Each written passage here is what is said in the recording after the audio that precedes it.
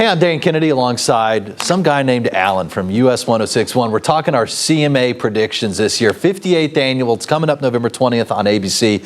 We've been doing this for like 5-6 years now. It's a lot of fun. I know, and you haven't broken up with me yet. Well, so I never go back to check to see how accurate we are, but we just like, yeah, it's fun. dishing out it's fun. We've been pretty good, actually. We've been pretty good. Okay, good. Yeah, we really have. Good. As long as it's over 50%. Yeah, it's like definitely over 50%, yeah. Well, let's talk about Entertainer of the Year. A lot of great names here. Who do you have? Tim Pandages. No. I think it's going to be Morgan Wallen. I really do. I think it's his year. He's coming off one of the most successful country music tours in history. Now, we're talking some big names, and in history, he's coming off of that, plus album sales and just chart topping. I really do think it's going to be Morgan Wallen. I mean, I've seen some of the videos from his stadium concerts, and the crowds go nuts. They're big fans. It's been a big year for him.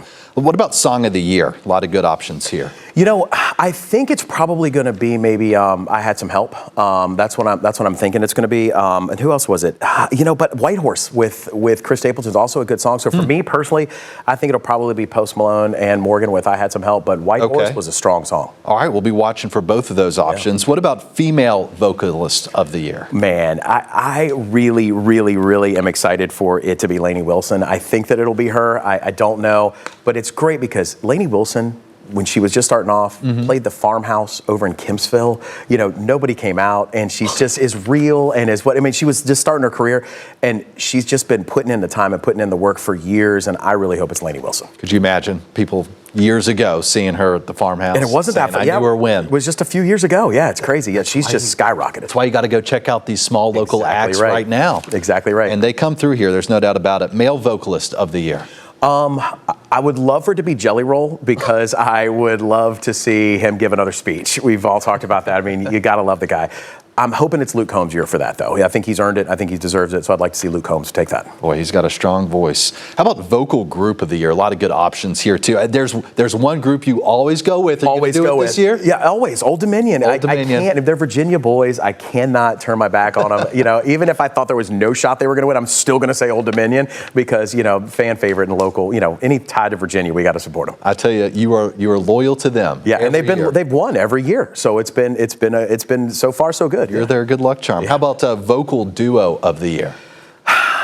Probably Dan and Shay, I would think. That one's, there hasn't been a lot of vocal duos that were doing a whole heck of a lot. Was Brooks and Dunn, I think, were they nominated on that again? They're on there, yeah. Yeah, so maybe Brooks and Dunn for the old school thing. They've been doing a lot of collaborations.